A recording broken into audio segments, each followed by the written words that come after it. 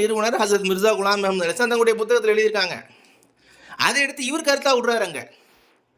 அப்போ நம்ம என்ன பண்ணோம், உடனே ஒரு போஸ்ட்டை போட்டு இது வரைக்கும் பாருங்க, அந்த போஸ்ட் இப்படி பண்றீங்களே, அவங்க இதை எடுத்து உங்க கருத்தா சொல்றீங்களே, அது சொல்லுங்க, நல்ல விஷயம் தான். நல்ல விஷயத்தை யார் எடுத்து சொன்னா என்ன இருக்குது?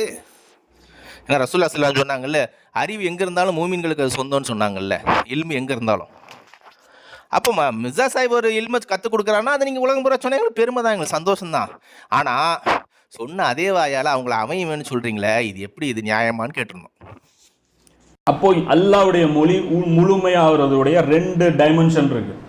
ஒன்று அல்லாஹ்வுடைய ஹிதாயத் முழுமையாகிறது, அது நேர்வழி முழுமையாகிறது. அது நபி ஸல்லல்லாஹு அலைஹி வஸல்லம் காலத்திலே ஆயிடுச்சு. அல்லாஹ்வுடைய வழிகாட்டுதல் முழுமையாக அப்போவே ஆயிடுச்சுல்ல.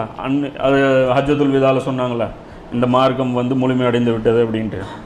அப்போ அது அப்போவே முழுமையாயிருச்சு. இன்னொரு முழுமைன்னு இருக்கு, என்ன அப்படின்னா முழு உலகமும் சென்றடைய வேண்டியது.